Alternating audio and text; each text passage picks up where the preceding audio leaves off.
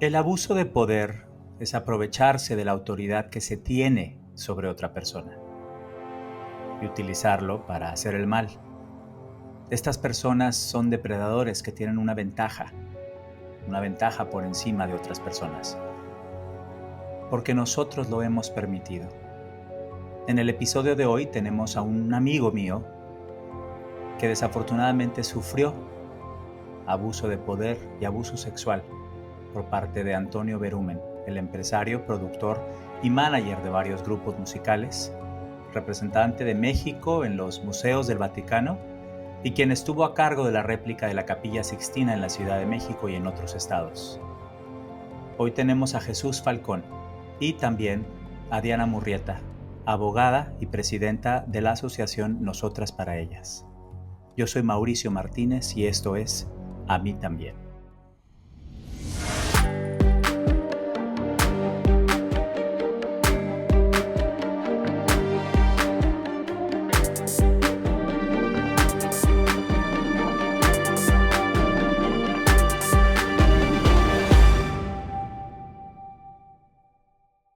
En el año 2002, yo estaba en la Ciudad de México participando en un concurso de canto, en un reality show llamado Operación Triunfo, que venía de España, y en el que conocí a un joven de Tabasco llamado Jesús Falcón, Chucho.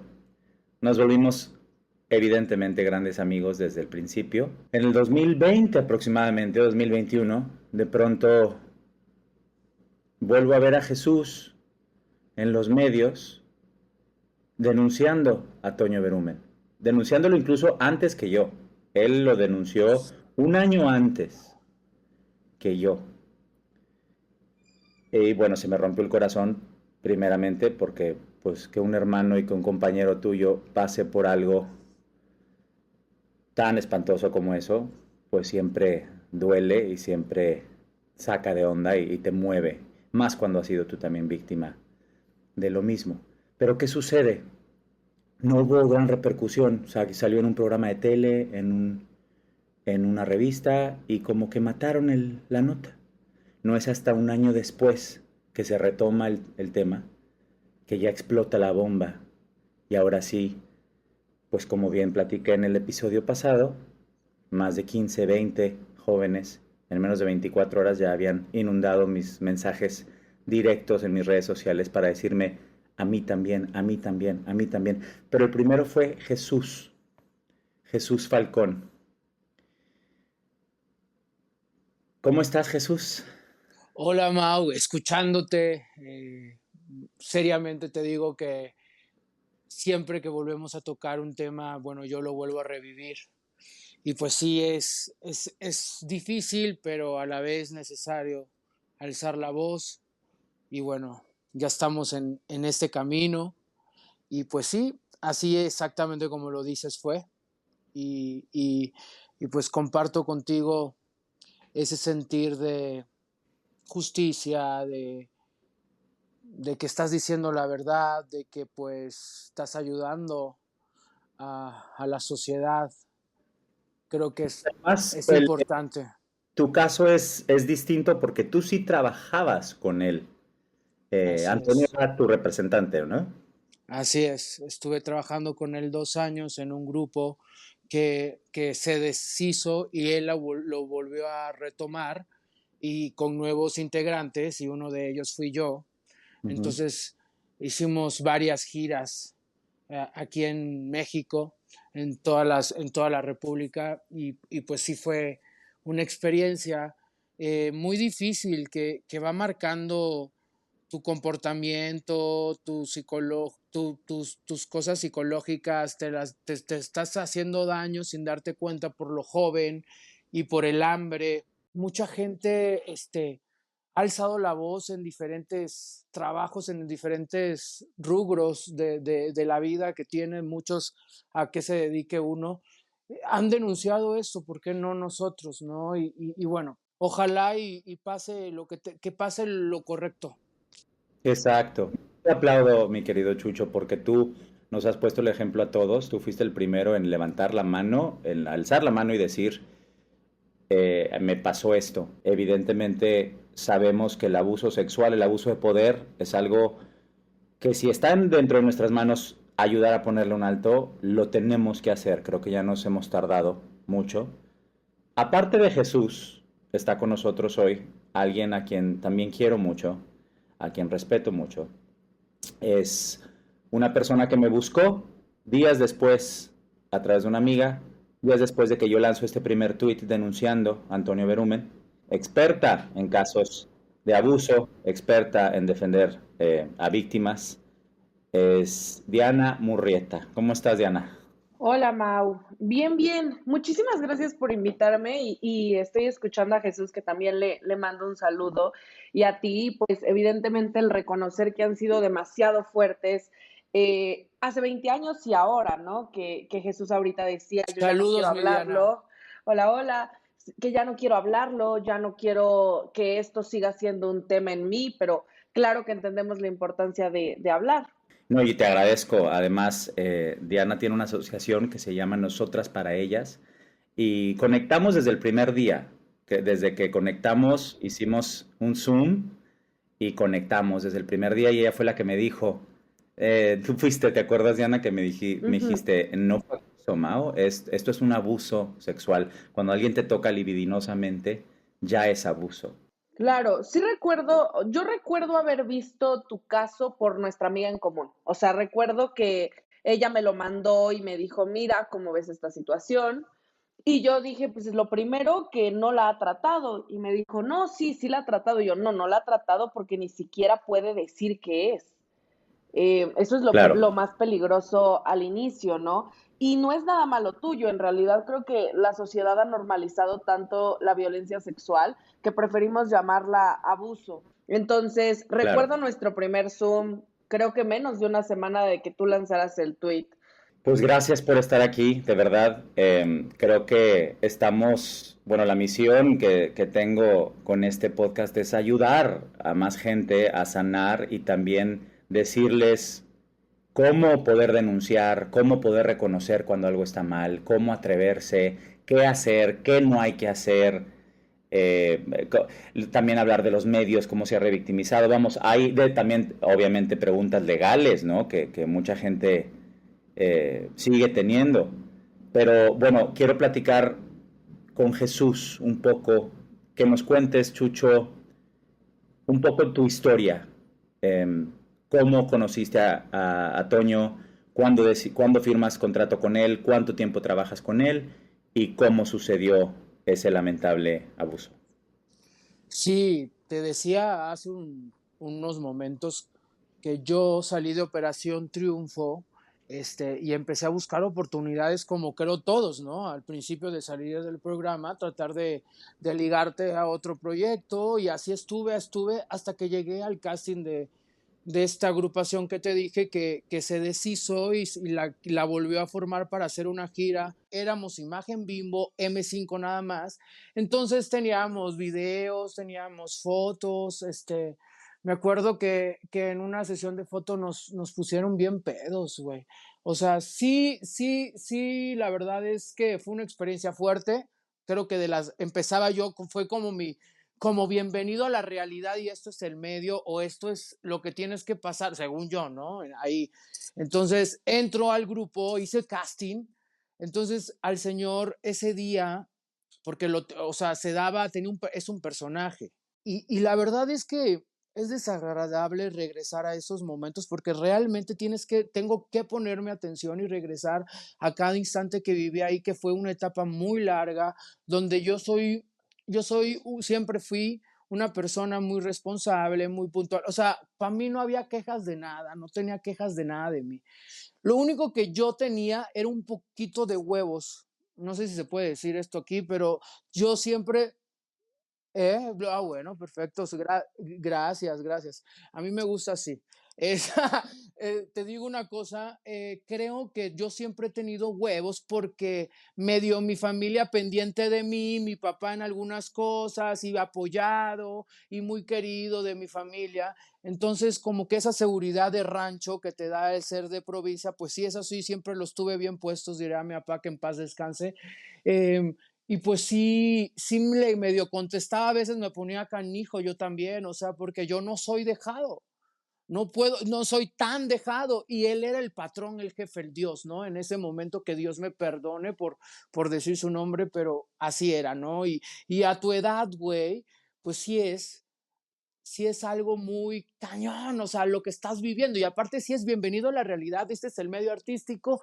Y ahí es cuando no nada más lo difícil que está la carrera, ahí es cuando tú dices, estoy dispuesto a pasar esto en mi vida, estoy en una etapa que si yo me pasa esto ahorita, por supuesto, ni de broma, ni en sueños quisiera volver a pasar algo así, ni haría esto por mi carrera para nada, porque nunca lo hice y quizás por eso también me ha costado más trabajo, Mau, pero de si dar un 100%, un 150% de todo lo que hago, porque me ha costado mucho trabajo. Entonces, sí es bien traumático y también bien sanador y padrísimo contar tu historia, y es tu vida y yo voy a contar mi historia de mi vida, no estoy inventando, no estoy, pues, ¿cuánta gente ha salido después de nosotros, Mau? Tú tienes esa alma, ¿no? Yo soy muy de, yo no escribo tanto, soy no cero, cero tecnológico, entonces a mí también me llegaban muchos chavos y yo te los canalizaba y te digo una cosa, Mau, o sea, empecé a sentir que la misión era más que publicidad, más que puras cosas que la gente pueda pensar, realmente era una misión para mí espiritual también. Y yo no tuve miedo a contar mi historia porque yo también en algún momento, yo me acuerdo que como era de esos de carácter, yo decía, algún momento me las vas a pagar, yo creo, de tantas jaladas que te estás haciendo conmigo te topaste con pared. Y pues en este momento de mi vida se me ocurrió contarlo y todo está perfecto, o sea, todo queda en caja, todo está como que más espiritual que otra cosa. Entonces, si no hablo este tema ya no, yo creo que también hay más personas que pueden seguir ayudándonos y hablar.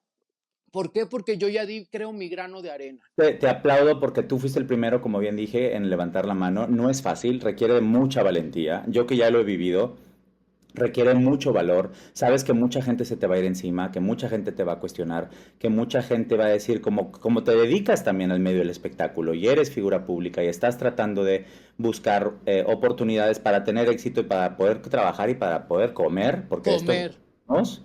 es, luego la gente se presta a que gente diga, ay, lo están haciendo para tener fama, para tener notoriedad, para salir en las revistas, para salir en los medios, para dar entrevistas, para hacerse más famosos, para volverse trending topic en Twitter, para pelearse con periodistas. Por eso yo soy creyente en usar tu voz, utilizar tu plataforma. Si ya tienes una plataforma que te ha costado años de trabajo, por tu talento, por tus oportunidades, por tus proyectos, por tu sudor, lágrimas y sangre, ya cuando tienes esa plataforma con seguidores, con medios, una plataforma de verdad, usarla para hacer el bien, ¿no? Creo que a mí me quedó muy claro cuando recibí los mensajes y eran tantos mensajes y te tenía a ti y luego conozco a Diana y fue algo que sentí que dije, esto ya es más grande que yo. Exacto. ¿Sabes Esto, lo que te escribía? No te llegaba al alma. A mí me escribió mucha gente diciéndome, Jesús, gracias. Gracias a ti yo le dije a mi familia que me pasó esto, gracias a ti que me pasó con esta misma persona, qué bueno, pero con miedo, como ellos detrás, algunos muchos detrás, que como dándome ánimo y hasta gente me escribió felicidades por haber denunciado a ese desgraciado, a mí también, o sea, son cosas de que hay gente que no se atreve y lo respeto y lo voy a respetar siempre porque mi tema va por otro lado, o sea, yo a lo que voy es sí es difícil, Mau. Por eso hay gente que no lo hace tampoco público, porque es difícil. Y yo no sé por qué la vida me puso en una situación que a mí no me... ¿Y sabes qué me he dado cuenta? Que los miedos solo te atraen lo que tienes miedo, ¿me entiendes? Y todo justo esto yo no quería que sucediera y me sucedió en la vida. Y lo claro. estoy pasando y lo dije y estoy en mi aquí y mi ahora con esta situación, pues yo creo que ¿qué te digo? A veces miedo, a veces dices, está bien, me empodero como lo que debo de hacer y cualquier ser humano debe de empoderarse, hablar, a lo que no, alzar la voz y por algo también somos figuras públicas, no soy un títere. Claro. No soy una veleta, ¿no? Que a donde va el viento. Pues no, señores. Claro, claro, claro. No, y como bien te lo reitero, te aplaudo, te felicito, te agradezco, porque hay que agradecer también a las víctimas que se atreven a hablar y se atreven a asumirse, como bien decía Diana hace unos momentos, asumirse como víctima no es fácil, menos siendo hombre, menos en Latinoamérica, porque ya sabes lo que viene. Viene junto con pegado, con ataques, con burlas, te van a decir de todo, ¿no? Pero al final del día lo que se busca es sanar y que se haga justicia. Y para eso, para que se haga justicia, porque una cosa es denunciar públicamente, ¿no? Otra cosa ya muy distinta es acudir a las autoridades a hacer una denuncia. Y para eso tengo aquí a mi queridísima Diana. Diana, te quiero preguntar, ¿qué es lo primero que hay que hacer cuando se es víctima de un abuso sexual? Híjole, híjole, qué gran pregunta. Es que sabes qué, Mau, como que a mí no me gustaría transmitir un mensaje que sea como un uno, 2, 3 del abuso, porque, o sea, no existe. Así como a ti te costó 20 años, hay alguien que en el segundo uno se asume y va a fiscalía. O sea, es una realidad. Los tiempos no son lineales y tampoco creo que te asomas víctima así tan rápido ni tan lento. Pero si hablamos en materia legal, lo primero que tendrían que hacer es reconocer fechas, reconocer lugares, reconocer situaciones y escribir sus hechos. Esa es la primer parte, ¿no? ¿Cuándo fue? ¿En dónde estaban? ¿En qué lugar corresponde? Si habían testigos, si no habían testigos. A ver, y algo que sí quiero transmitir desde ahora. Los delitos sexuales son de realización oculta. Difícilmente va a haber un testigo, ¿no? Al menos un ocular no va a existir, porque los depredadores sexuales normalmente acuden al silencio, a la soledad, a víctimas solas, ¿no? Entonces, lo primero es haber tenido una situación psicológica de querer realizar una denuncia. Hablando específicamente de México, porque su caso fue en México y porque es donde yo trabajo, pues el asumir, hacer una denuncia es un acto de valentía. Y es durísimo llamarlo así, porque ¿por qué sería valentía decirle a las autoridades que hagan su trabajo? Tristemente en este país así es, ¿no? Entonces, primero el empezar a pensar y a replantear, uno, que una víctima jamás tiene la obligación de meter a su agresor a la cárcel. Esa es la primera. Dos, no hay deberes morales, no hay deudas hacia nadie. Si quieres denunciar es un proceso personal y es tuyo. Si otra víctima no quiere denunciar, cada quien, y no es juzgable, y no hay denuncias válidas o inválidas. Si la pública, si la legal, no importa, ¿no? Si después de pasar todo ese trayecto y psicológicamente te sientes preparada o preparado para realizar una denuncia, lo primero es realiza tus hechos, ¿no? Y ten consciente que es un proceso tardado y que es un proceso difícil y que la verdad estás reviviendo lo que sería más fácil olvidar. Posteriormente vas a seguir como toda la parte de la querella, que es empezar a llenar los datos de prueba en esta etapa de investigación inicial. Para esto, las recomendaciones sí contar con una asesoría legal. Todos este tipo de procesos legales, penales, de delitos sexuales, forzosamente requieren un abogado. Eso es otra cosa. Hay circunstancias en las cuales obviamente pues no hay posibilidades económicas, ¿no? Y existen los abogados de oficio que te pone el propio Estado para monitorear tu proceso, ¿no? Y de ahí viene toda la parte de llenar la carpeta. Entonces, peritajes psicológicos, que ustedes ya los hicieron, peritajes si hay de testigos, cibernéticos, contexto, antropología social, todo lo que el caso te dé. Si el caso lleva menos de un mes, bueno, a lo mejor puede haber cámaras, ¿no? Entonces ahí es empezar a revisar de acuerdo a la temporalidad, el lugar, el tipo de agresor, la circunstancia, qué tipo de pruebas van resultando mejor para su propio caso. Ok. Ahora, y en tu experiencia, ¿cuál es el porcentaje de víctimas que obtienen justicia? Muy chiquito, muy chiquito. Hay una gráfica que de 1000 casos que entran, uno lo logra. Es muy chiquito. Wow. Wow. Y No, es, por eso, ahí está, por eso da miedo, da flojera, da como que mejor no, así es, así, entonces es normal. O sea, también por ahí debemos de empezar con las leyes, ¿no? Hay que ponerle seriedad a los casos de abusos o acoso y esas cosas. sí, porque hay gente que sabe, dependiendo del país. ¿Esa cifra que me dices es de México, Diana? Sí, Mau. O sea, hay una cifra que dice que de 1000 denuncias de abuso sexual, una víctima obtiene justicia.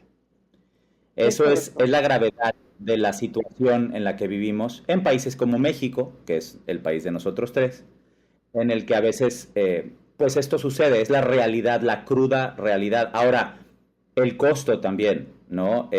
No todo el mundo tiene para pagar un abogado, como bien dice Diana, entonces entra lo que es un abogado de oficio.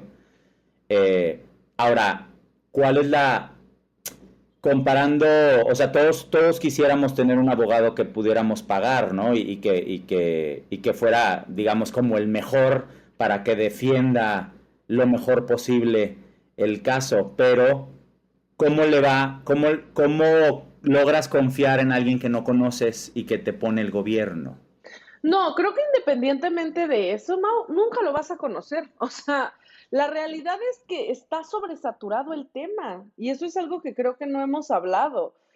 Cada ministerio público en la Fiscalía de la Ciudad de México tiene de 500 a 600 carpetas.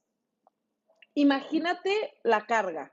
Imagínate a veces decimos, es que no son empáticos, es que me tratan mal, y no hay justificación para ese trato. Pero yo no me puedo ni Perdón, Diana, imaginar eso. Diana, y de niños, ¿no? Porque me sorprendió yo la vez que yo en mi vida había ido a la fiscalía, fui y vi en la zona donde yo estaba, pues era de abusos, por lo que yo entendí, y vi a niñas, caray. Hay muchísimas niñas. O sea, a ver, México es de los principales países con abuso sexual infantil, ¿no? Apenas en 2019 se derogó el matrimonio infantil. O sea, creo que hay una deuda No, grande en materia sexual con los niños y con las mujeres. Aquí sí me atrevo a decir, ustedes saben que, y es algo por lo cual yo decidí tomar su caso.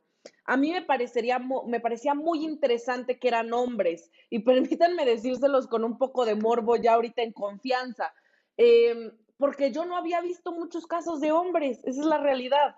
Y no sé si te acuerdas, Mau, cuando estábamos acompañando a una víctima, que hasta un ministerio público no nos creía que la víctima de violación era hombre. Hay un estereotipo súper grande. se llama ignorancia también, ¿no? Es ignorancia, es estereotipo y es patriarcado al final del día. Ándale, exacto, Porque entonces, patriarcado. si vámonos sobre la premisa que la violación es para mujeres, entonces las mujeres somos objeto de delitos sexuales y los hombres no podrían serlo. Entonces, a ti te lastima desde un sentido de por qué invisibilizas mi lucha y mi proceso, y para mí me hiere también en lo absoluto de creer que nosotros somos mercancía para esto.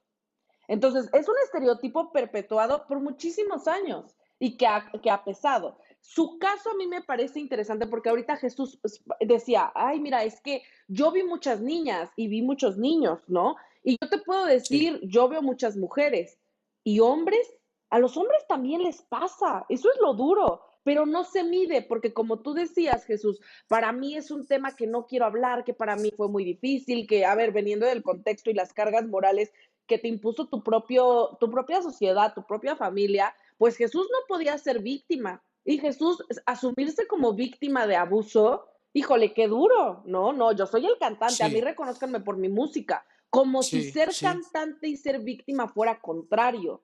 Claro que no es exacto, contrario. Son dos cosas y dos circunstancias. Tú vas a ser cantante hasta el día que te mueras. Víctima no necesariamente. Tú fuiste víctima. Ahora eres sobreviviente claro. y eres denunciante y estás llevando un proceso.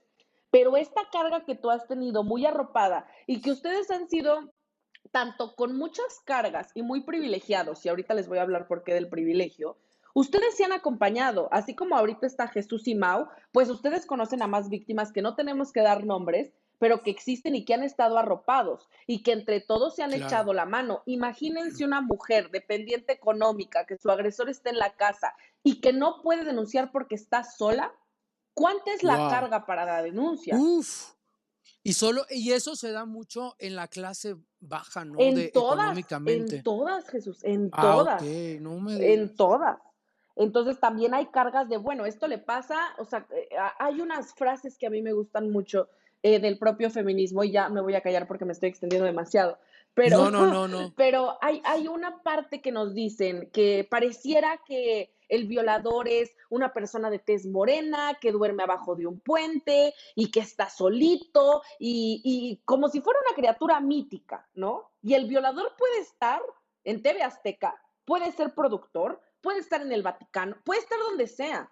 O sea, dejemos de creer que las víctimas tenemos esta parte de Uf, están abandonadas, están solitas, son mujeres de clase baja. No es cierto, hasta las mujeres de clase alta, mediana, las que están en México, las que no están en México, porque el delito sexual no apremia clase social ni estereotipo. Es para todas, para todos.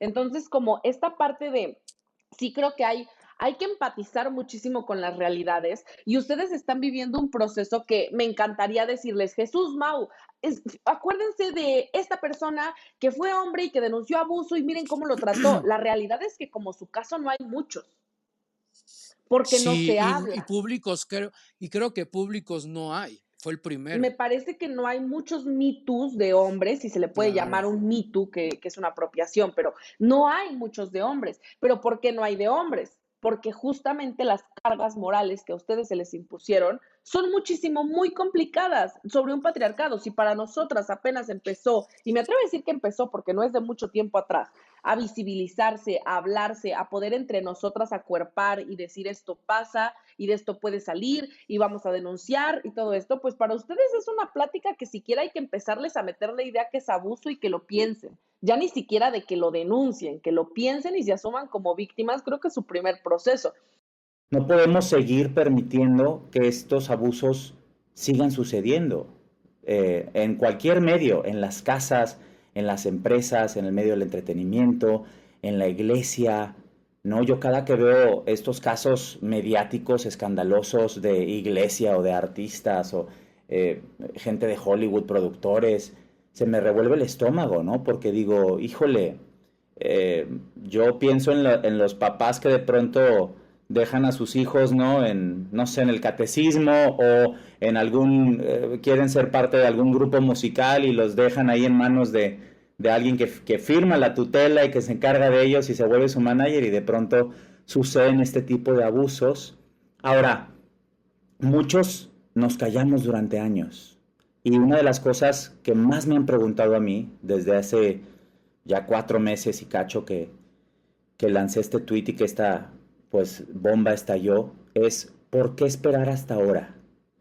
¿Por qué te tardaste 20 años en hablar? Y yo quiero, yo quiero contestar esa. Ay, sí, yo por favor. ¿Saben qué pasa? Para mí, esta es una de las preguntas más peligrosas que le puedes hacer a una víctima, ¿no? ¿Por qué? Primero, y me voy a enojar porque esta pregunta como me encabrona. Está Primero, bien. las víctimas no le deben nada a nadie. Si ella quiere hablar o nunca quiere hablar, es que es su cohete, ¿sabes? Cada quien lleva tanto tema y cada quien tiene tantas cosas y cada quien quiere sobresalir y subsistir y sobrellevar la situación de la mejor manera, que la peor pregunta que le puede hacer a la víctima es ¿por qué hasta ahora? Primero, y aquí me voy a ir a su caso concreto. ¿Por qué ustedes apenas denunciaron? Porque es evidente que había un abuso de poder enorme, que un Jesús y que un Mau no pesaban hace 20 años como ese nombre pesaba. ¿Quién les iba a creer siendo hombres? ¿Quién les iba a creer contra él? ¿Por qué? Entonces, mejor, ¿por qué denuncian hasta ahora? ¿Por qué pusimos a un agresor en la cima del éxito?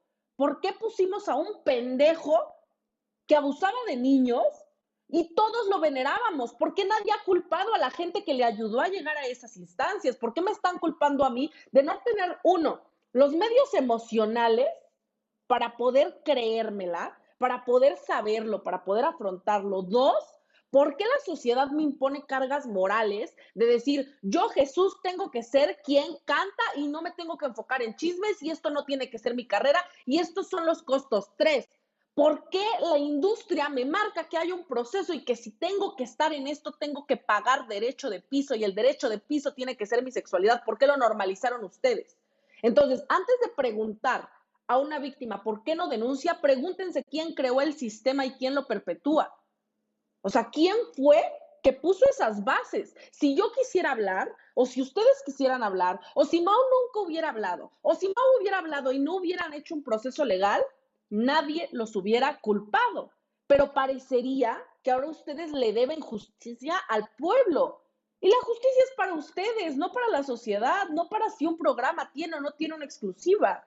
Entonces, es durísima la pregunta en su propio caso, porque hay un abuso de poder muy grande, porque es personas peligrosas, porque sabían que lo hacían, y creo que lo he hablado con ustedes y los he hablado con más, tenían la sensación que no era la primera vez que lo hacía, y cómo íbamos a ser nosotros aventureros, y pocas personas son tan aventureros para decir, ¿sabes qué? Esto está mal y lo voy a decir seas quien seas. ¿No? Pero para eso primero déjame pensar que soy víctima, para eso déjame pensar que esto sí es abuso, porque yo no tengo las herramientas emocionales ni tampoco intelectuales para saber si esto no es un delito, porque está tan normalizado que no nos gusta decir que es delito, porque a veces es, híjole, me tocó, pero estuvo raro. Ay, tuvimos relaciones, pero fueron rudas. Ay, estaba borracha, pues ya ni modo. No, o sea, no. Entonces, hemos normalizado la violencia sexual de tal manera que no nos duela. Entonces, si la normalizamos, si no cuento con herramientas emocionales y si hay un sistema que protege a mi agresor, ¿de qué manera voy a denunciar y de qué manera voy a hablar? Entonces, en lugar de echarme la culpa a mí, échenle la culpa a toda la bola de cabrones que lo pusieron a él en esa situación de poder sobre niños. Esa es la pregunta, no si yo denuncio o no denuncio. Sí, existe un modus operandi y también una manera de hacerle ver a la víctima, en este caso, por parte de Antonio Berumen, que es el agresor, de presumir el poder que tiene o que tenía, ¿no? De decir, mira con quién tengo foto, mira con quién me llevo, yo soy el que conecta a la élite, las élites de México y al medio artístico con el Papa y tengo las llaves de la San Pedro y voy al Vaticano y tengo contratos con las disqueras y soy productor en en las discográficas y vamos, era el rey Midas en esa época. Si tú te enfocas en los años 80, sobre todo en los 90 y en principios de los 2000, que fue cuando esto nos pasó tanto a Jesús como a mí, este hombre, Toño Berumen, era el rey Midas del medio del espectáculo mexicano.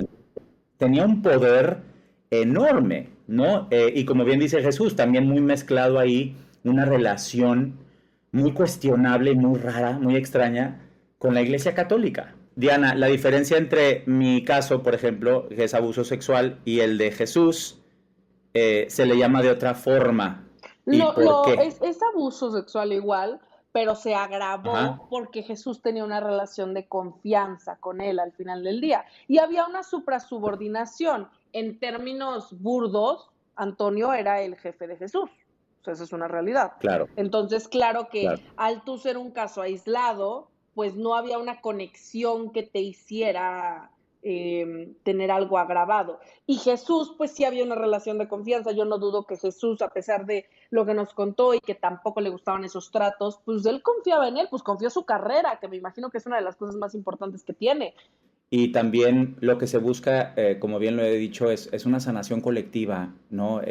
Sanar todos juntos y que se haga justicia y que este caso ayude a más casos, a darle notoriedad y a decirle a más víctimas de abuso sexual, denuncien, no se queden calladas, piden ayuda, no se queden callados, háblenlo, busquen asesoría legal, denúncienlo y háblenlo. No es fácil, pero sí creo que es la única manera en la que se puede llegar a tener o no justicia en este caso. Yo les agradezco de todo corazón su tiempo. Digo, evidentemente son mis compañeros, amigos y bueno, pero gracias por su tiempo, gracias por compartir su experiencia y por ayudarnos a entender un poco más. Yo les quiero pedir un favor antes de despedirnos, que cada uno eh, se despida con un consejo para quienes nos escuchan. Yo creo que es muy importante y es un consejo que yo ni sé si soy para dar consejos, pero algo que he aprendido en la vida es que nunca pierdas tu valor, que nunca se te olvide cuánto vales, que nunca se te olvide que tienes con qué y que sobre todo, pues nunca dejarnos. Creo que eso es algo que es un consejo que quiero dar. Nunca te dejes de lo que tú no creas que es correcto. Muchas gracias, Jesús. Dianita. Háblalo. Yo creo que esa es la primera, más allá de denunciar o no denunciar, háblalo, verbalízalo, trátalo y decide, pero decide desde tu individualidad. El feminismo, las denuncias, la erradicación de violencia es una lucha colectiva, pero toda denuncia personal de procesos personales es tuya. Toma el poder. Ese es el consejo. Tú eres dueña de tu proceso, tú no le debes nada a nadie, tú no tienes que hacer nada.